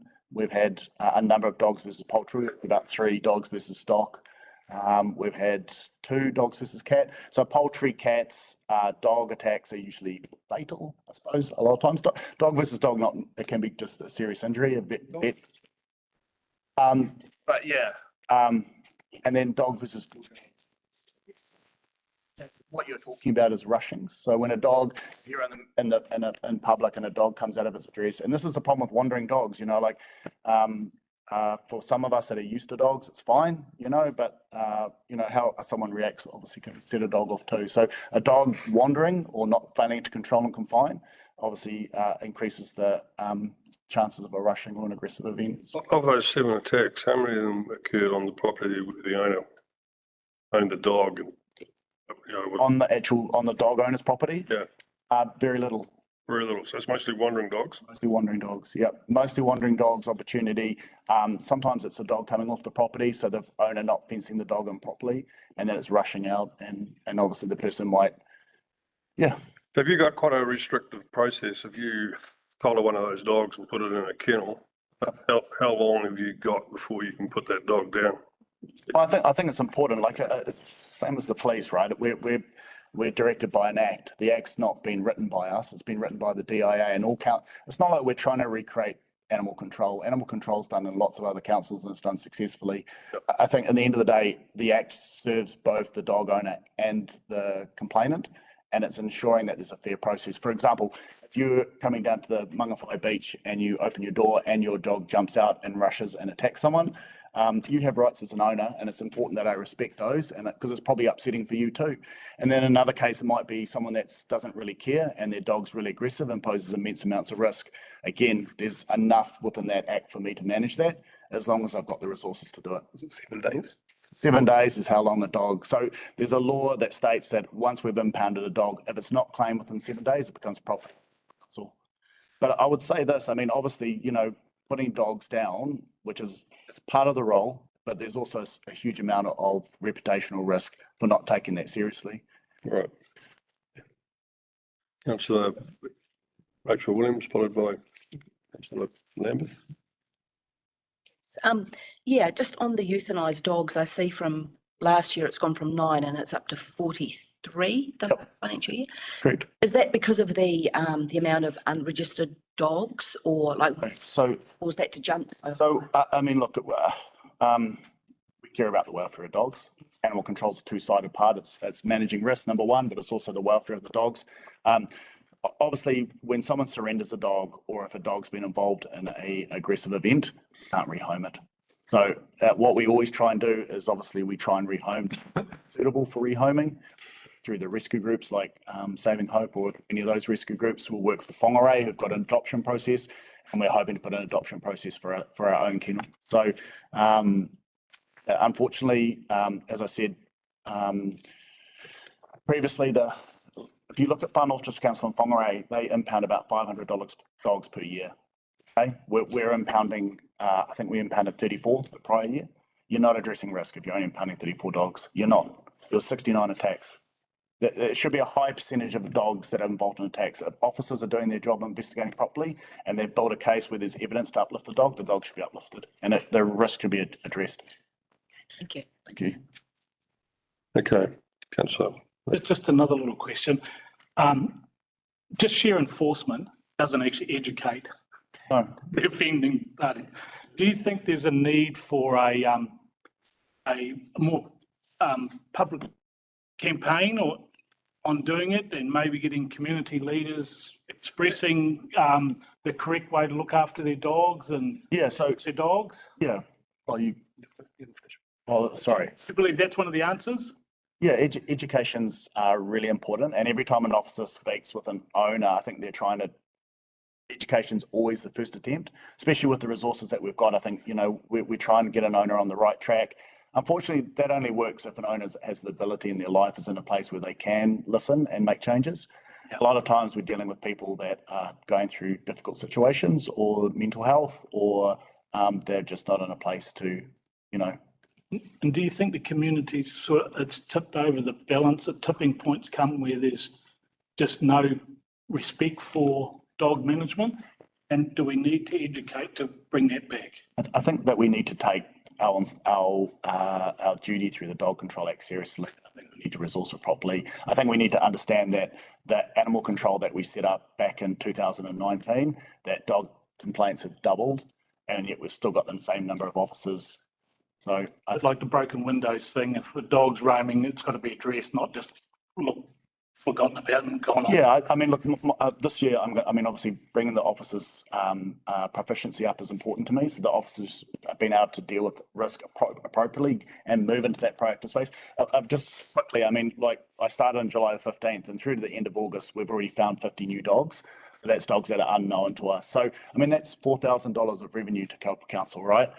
And as I said, I'm confident that we'll get up to around the 5.5 mark, which is around $35,000 of year-on-year revenue through dog registration, which is, it's positive. And I think it should hopefully, as I said, if we can continue on that trajectory, I think we can, sorry. Oh, I wonder what he was going to say. No. Trajectory. I think that we can pay for any resources that we're going to put into animal control. I don't think I'm asking for something that. Yeah.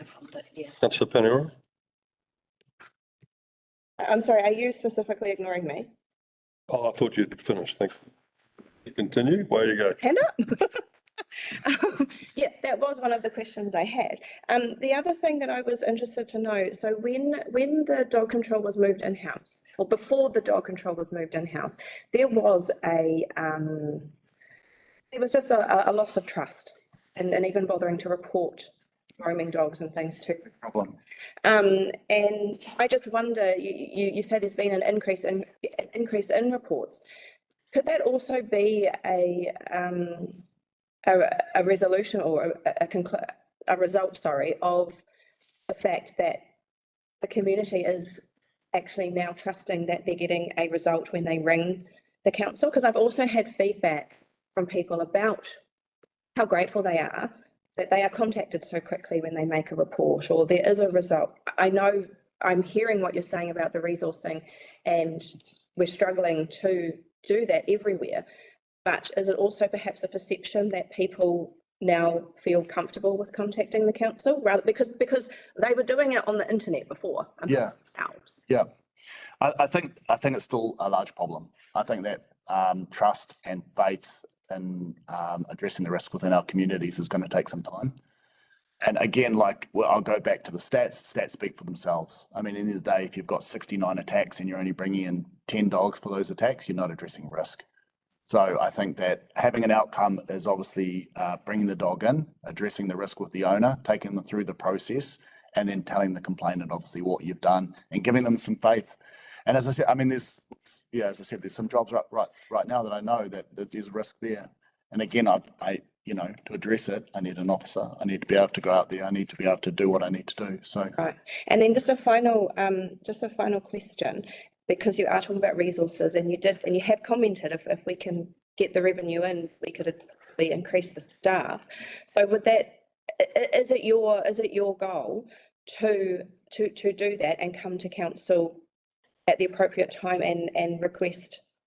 I mean, staffing and my goal is to reduce the risk. Yeah, just through you, Mr. Mayor, we are bringing a separate paper to the council briefing on 16th of October.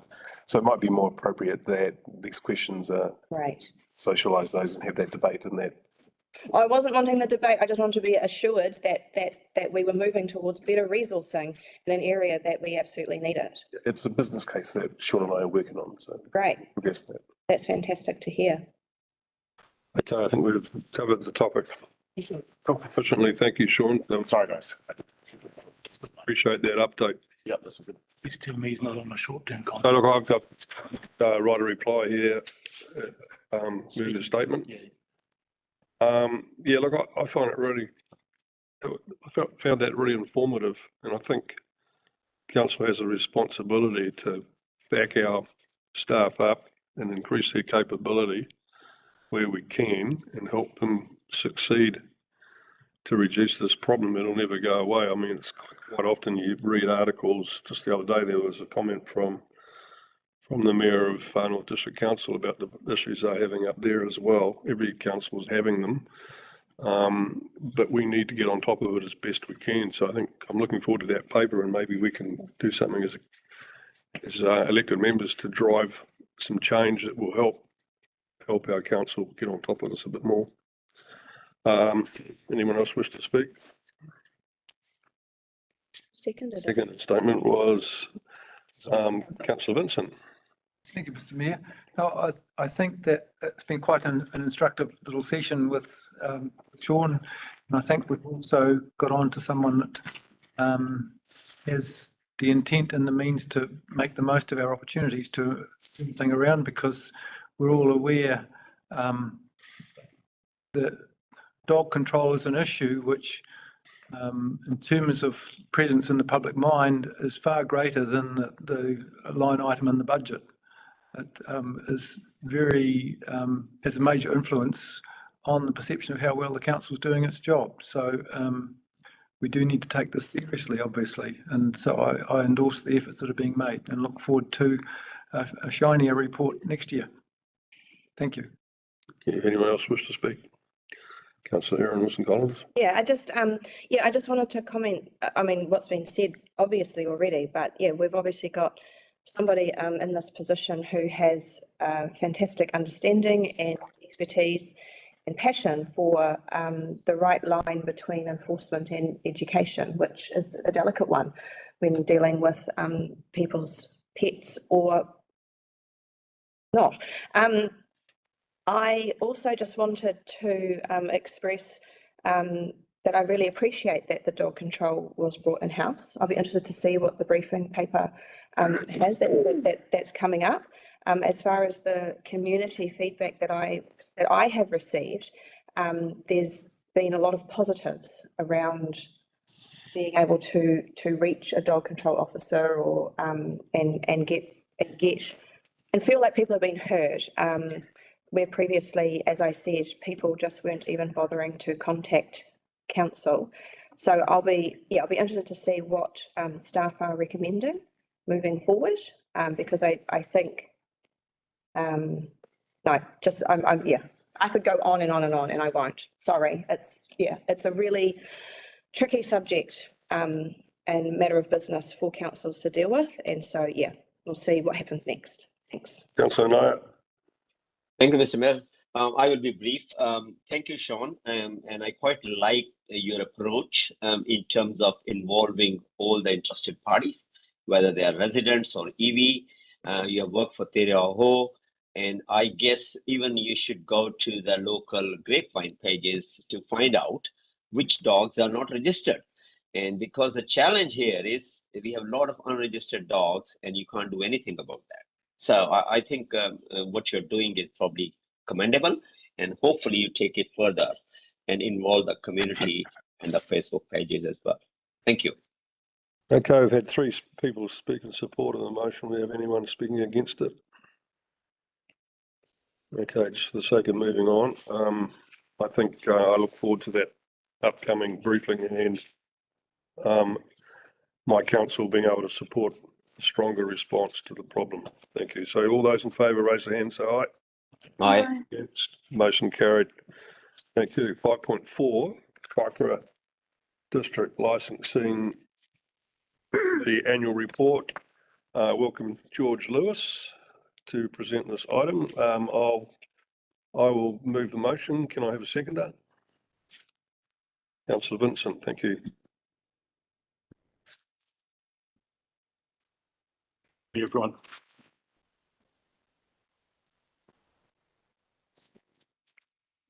Through the chair, the Kaipara District Territorial Authority is required to provide an annual report to the Alcohol Regulatory and Licensing Authority, ALA, for the general activity and operation of the Kaipara District Licensing Committee, the DLC, for the period 1 July 2023 to 30 June 2024. The report is pursuant to Section 19 of the Sale and Supply of Alcohol Fees Regulations 2013 is required to be made publicly available. With that said, may I submit the Kaipara District Licensing Committee Annual Report 2023-24 for submission to the Alcohol Regulatory and Licensing Authority. With that, I do have one question was provided by Councillor Vincent. Councillor Vincent would like to know the number of formal hearings required during the reporting period. The answer to that is there was one during that particular period, and that was a public objection. And that particular hearing was held online. Objector did not wish to appear. Happy to take further questions. George, any questions of George, please? Councillor Nair, get your hand up there. Thank you, Mr. Mayor. Yeah, I just have one question. I mean, licensing is one area. I mean, the less said is better because we get so many ram raids on these licensing shops in Dagaville. But one item I was just going through the people, and it could be an error. I find D-Town owning Utopia. Utopia restaurant I've been to many times. It's in Kaiwaka, and it shows here the D-Town, which owns Dagaville. So, I mean, somebody can clarify if that's the case or it's an error. That is item number. If you look in the business, and then you can say it here, on license, D-Town, Utopia Cafe, item number, whatever, there's no number there, on license, last item, on page 1 of 3. Yeah. It's in Kaiwaka, but it says the full license is owned by D-Town, which is Dargaville base, so I'm just confused here. Thank you. Can you We'll come back to you on clarify? that. We'll come back to you on that, Councillor. Okay, thank you. Yep, through the chair. Yeah, if I can come back to you on that one. Okay, thank you. Lewis, you can stand down. Statement carry through with this. I don't think I've got anything else to say. Councillor Vincent. Thank you, Mr. Mayor. Yes, it seems to indicate that perhaps there's some signs of green shoots with some new businesses starting up, one would hope, if that's a positive economic indicator.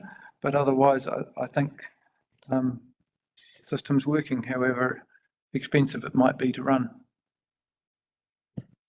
Any other elected members wish to speak? Okay. Members right reply. I have nothing further to add. We'll go to the vote. All those in favour raise their hand and say aye. Aye. Against? Motion carried. Thank you. Okay, the next item on our agenda is 5.5, road naming applications for approval, September 2024. We have Debbie Ravji.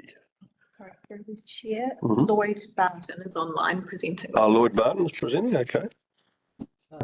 Thank you, Mr. Mayor. Before you start, Lloyd, I'll move that. Can I have a seconder? And, Thank you, Councillor Paniora. Okay.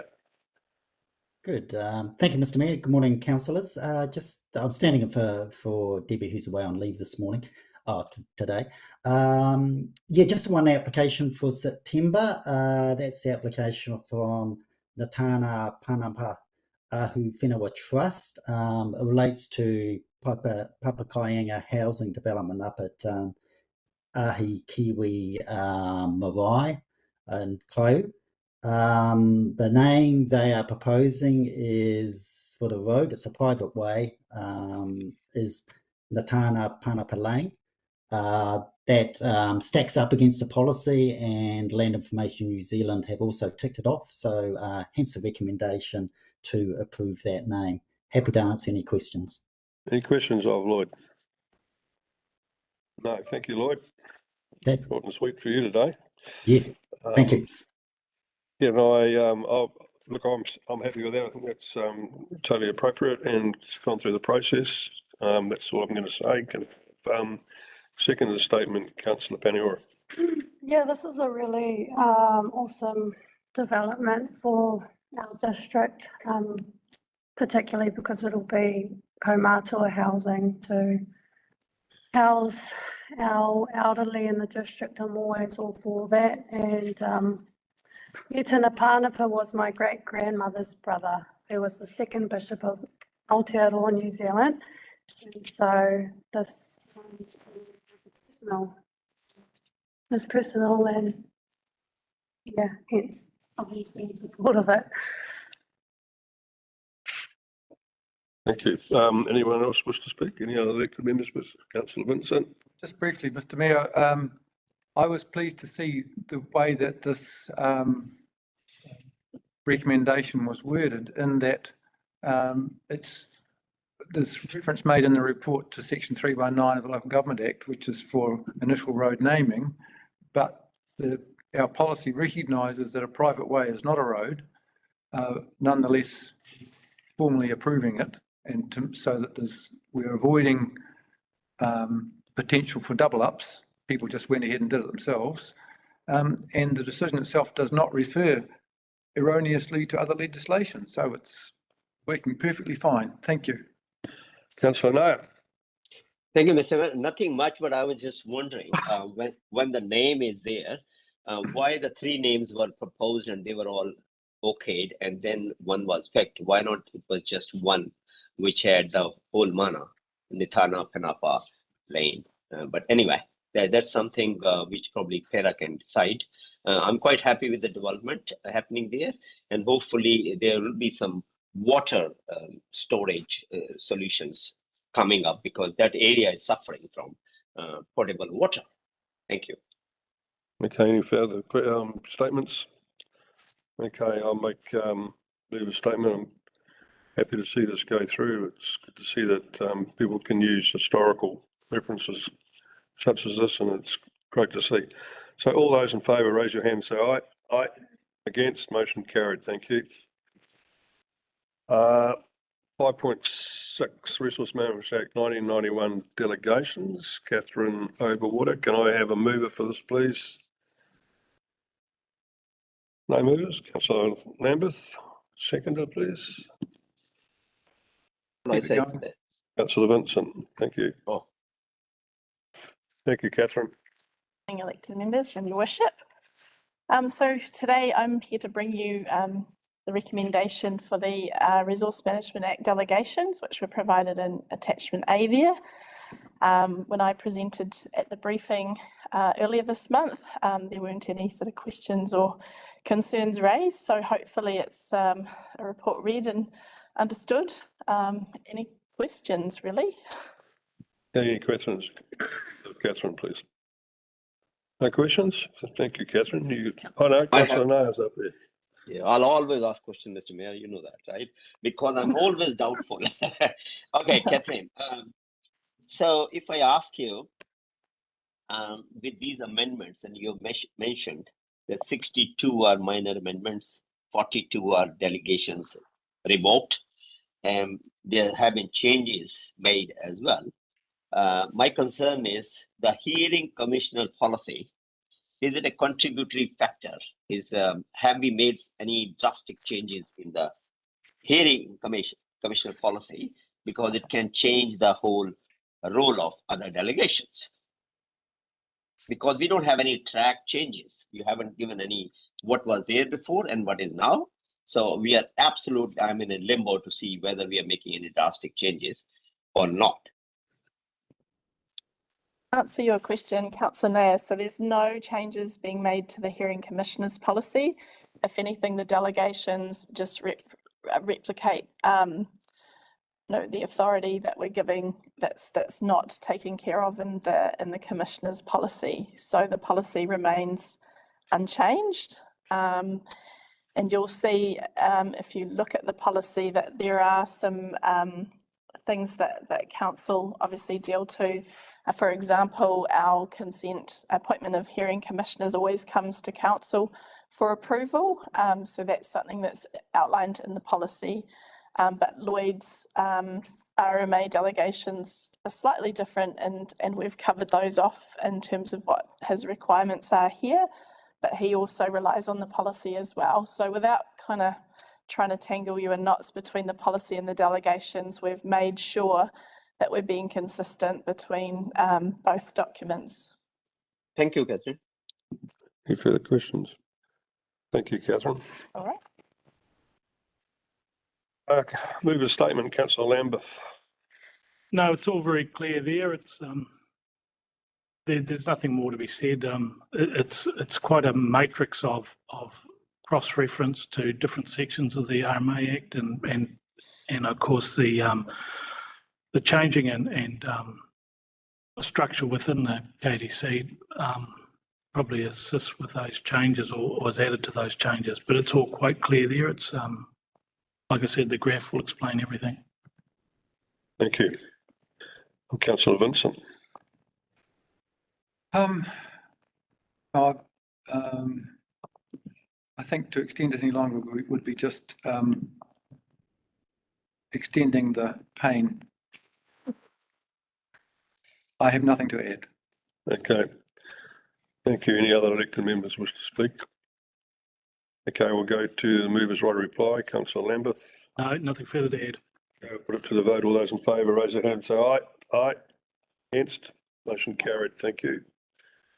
So the next on our agenda is item 5.7, non-legislative delegations to Chief Executive and elected member delegations 2024. This is to be presented by Joy Hewlett and Shireen Monday. Can I have a mover for this, please?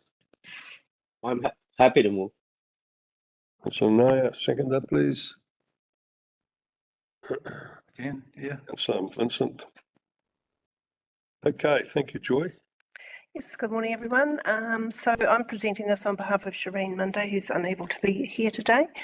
And the purpose of bringing this paper is to prove the reviewed and updated non-legislative delegations and make a minor amendment to the council's procurement policy. So Shireen brought this to the 4th of September council briefings of the proposed changes. Basically, they're minor administrative, close the loop on the delegations policy, the delegations review and register, and the procurement fee. So is there any questions? Any questions, please? Thank you. Joy, you get off lightly too, don't you? Thank you. Can I have leader's statement, please? Councillor Naya. Thank you, Mr. Mayor. No, nothing major to add. These delegations are non-legislative, and hopefully they are working for us, and looking forward to that. Thank you. Okay, thank you. Councillor Vincent. Thank you, Mr. Mayor. Yeah, we've had the opportunity to pick these apart, if you like, at a briefing session, and I don't think from memory there was much that came up then, if anything. And I guess to some extent we're taking it on faith. I would make the observation that the more detailed are the delegations, the more opportunity is for them to be wrong, with any minor changes in legislation which go unnoticed to trip us up. So that's my rider to this, but otherwise I'm happy for it to proceed. Okay, any other elected members wish to speak? Yeah, I take note of what you've said there, Councillor Vincent, with changes coming down from above with the RMA. There could be complications that we have to deal with in the future as well. Okay, leave us right a reply, Councillor Naya. Nothing further, right, Mayor? Okay, let's move it to the vote. All those in favour raise their hand, say aye. Aye. Aye. Motion carried. I'm going to put through another 2 items before we call for lunch. So the next one is item 6.1, exceptions report, August 2024. Can I have a mover for that, please? Okay, I'll move that. Can I have a seconder? I can second it. Thank you, Councillor Naya. Okay, the reporting staff member, that's CE Maris. So through you, Mr. Mayor, we've got Jesse online. So what we'll do is we'll talk through Jesse, let Jesse talk through the financials first, and then we'll go. Thank you, Jesse.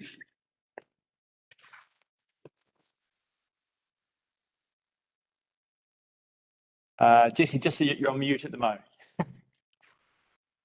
Thank you, Mr. Maris. Thank you, Mr. Mayor. So we have the exceptions report, which is covering the finances for July and August 2024. This is the first report you're receiving for the current financial year. What we are seeing on the report is mostly a result of phasing. So we have our budgets that we are to spend in the year, and they're just phased equally.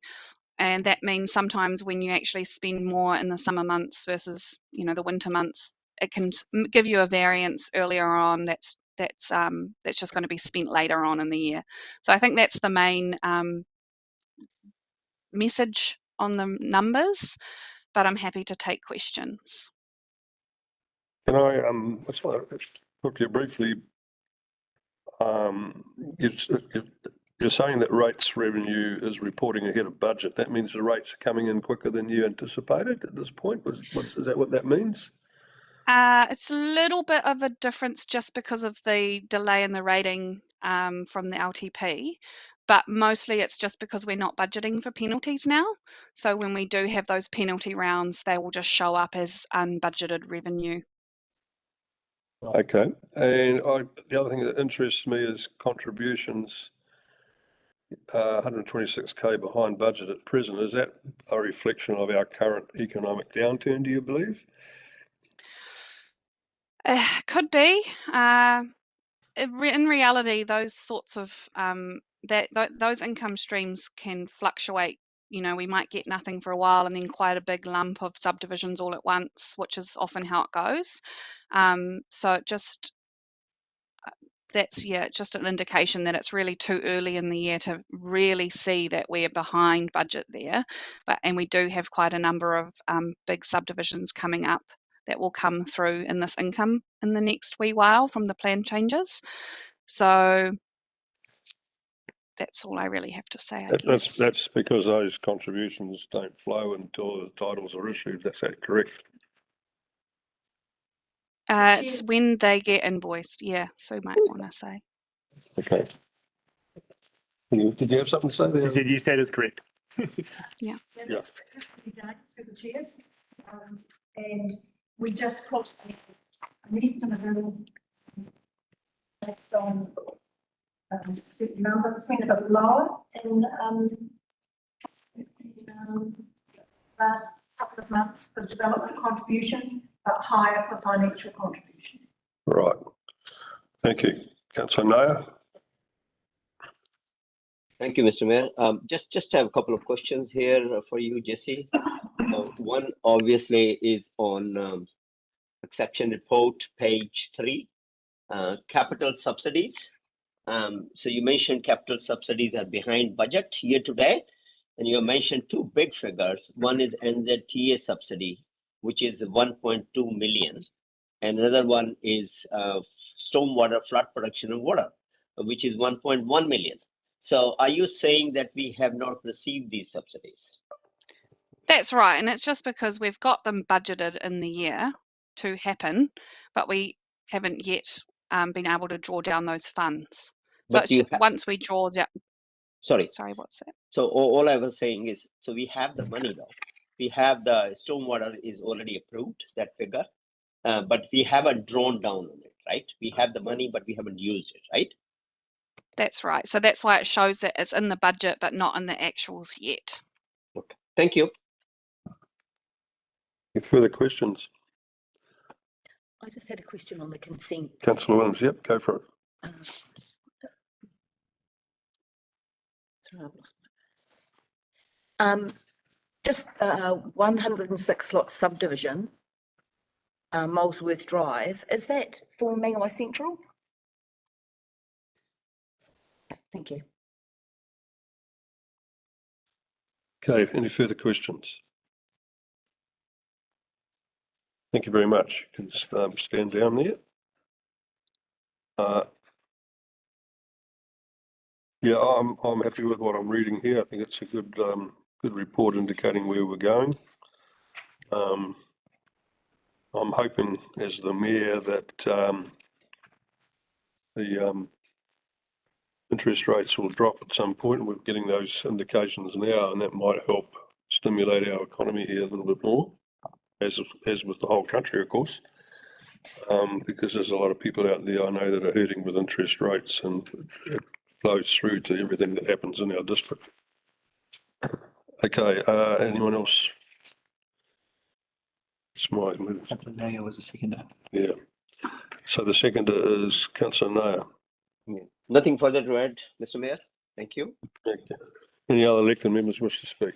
Yeah, I just wanted to talk a little bit about, I guess, probably not misconceptions, but probably just around the rates and some of the borrowing and the lending. So there's a meeting that's held in the community around what council has lent.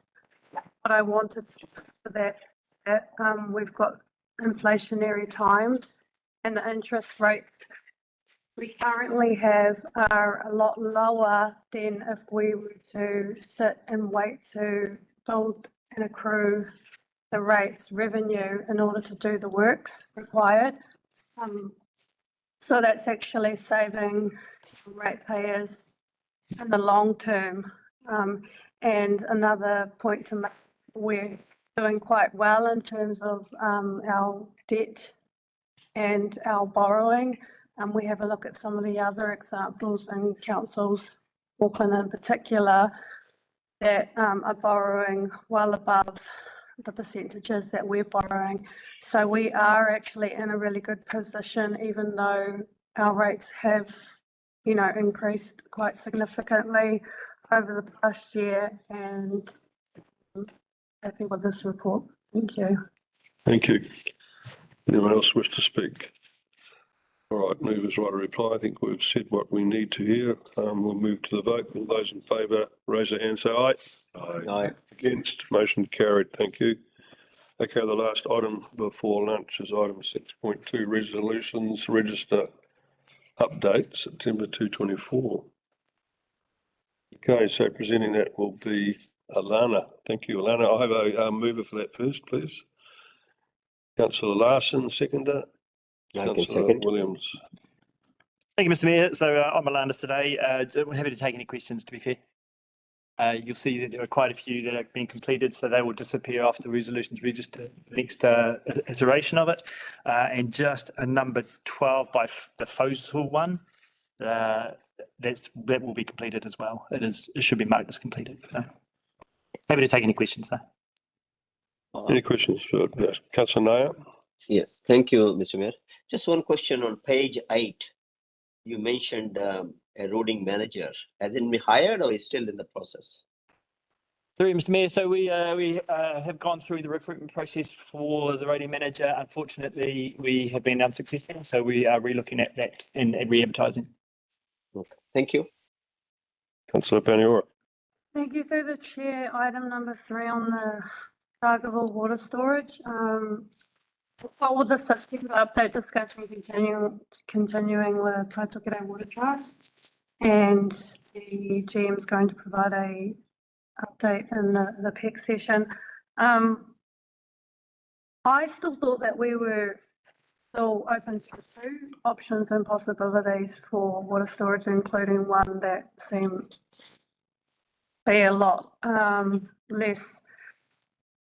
Sorry, I just need to be careful with my wording here, but it just seems like for these, we've made a decision on it being Taitokere Water Trust, and it really that decision has not been made. So I just wonder why we keep on going down a path like the foregone conclusion that decision. Thank you, Mr. Mayor. So no, we haven't Council has not made a decision on that yet. And I think it would be wise to let the GM update you in the next item.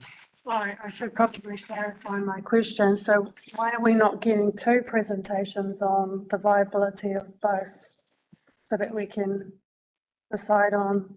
Because I suppose what I would say here, and I can't tell you details in open at the moment, but the situation is always evolving and changing.